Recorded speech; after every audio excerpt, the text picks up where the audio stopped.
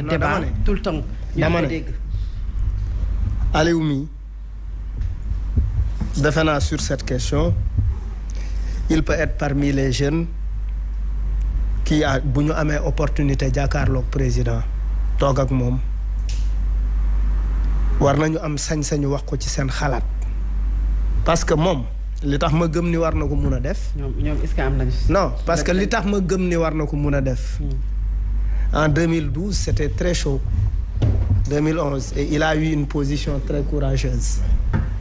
Et je souhaite que mu am ce même courage à l'égard de Macky Sall comme ni mu ko amee woon ci kanamu Abdoulaye Wade. Il a été président du Conseil de la jeunesse. Et il a été très courageux. Et xëy na sax position yooyu ak sañ-sañ boobu am na lu mu impacté assez négativement. Mais waxuma woon que je n'étais pas d'accord sur le troisième mandat. Non, mais tu as été quelqu'un qui a quand même osé dire à Wade un certain nombre de choses que certains n'auraient pu jamais lui dire. Surtout même pour la jeunesse. Oui, surtout par rapport. Moi, je me rappelle de ce discours-là.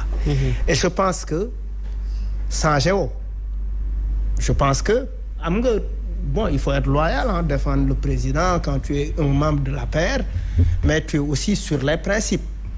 Les principes, nit quand même du ci déroger ci lim ni ma la xamee ak ni ma la jàppee. Dafa am question yoo xamante ne indiwul lenn lu dul problème. Et je pense que amul ku gën a positionné wu Macky Sall pour mu xam ni une question du troisième mandat dafay taal réew. te loolu noonu yëpp nag. lii tax nit ñi ñaaw njort di ci juddu mooy bu justice indépendant wul parce que gis nañ li Alpha Condé def ak justice balaa muy jëm ci troisième mandat gis nañ ni Alassane Ouattara def ak justice balaa muy dem ci troisième mandat mais lan mooy finalité réew yooyu finalement nan la jeexee Alpha il a gagné un mandat bu mu forcé et finalement humiliation moo ko ci fekk.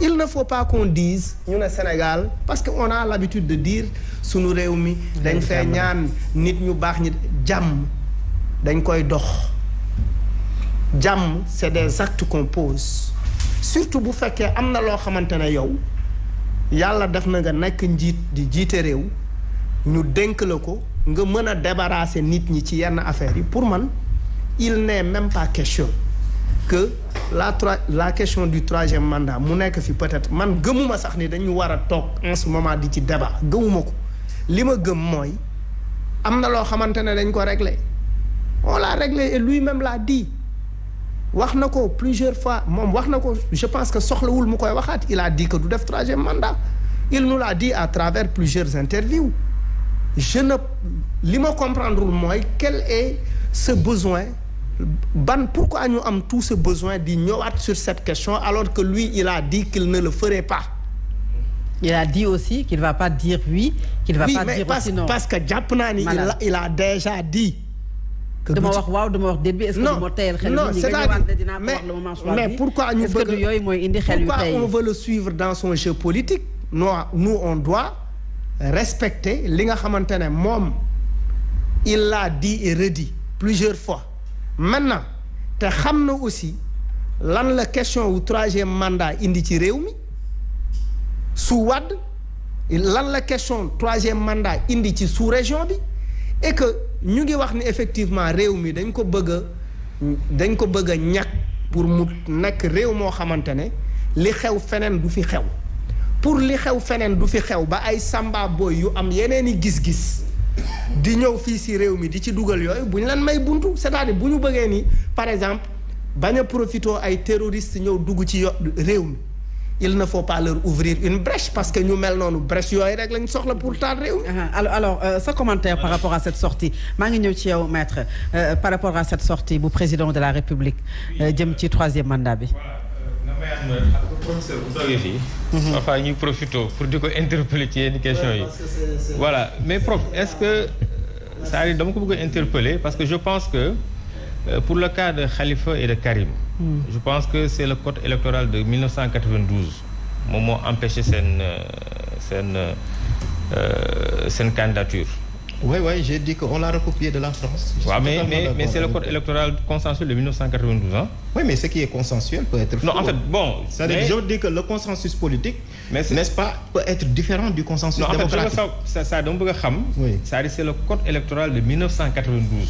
Oui, avant moi, je suis baillot. D'accord. Mais d'abord, le code électoral de 1992, d'avoir tout Sénégalais électeur, 2018, l'on ouais, mais en fait, c'est le code électoral de 1992 qui a confisqué ses droits civils et politiques. Ouais, mais d'abord, si nous tout Sénégalais électeur, nous devons candidat. Parce que la question de la carte d'électeur ne se poserait pas. Mais ça, c'est la constitution. Le code électoral, article L57. Mais c'est le code électoral de 1992. Non, le code électoral de 1992 disait seulement que tout Sénégalais peut être candidat. En 2018, ils ont modifié le code électoral pour dire tout Sénégalais électeur.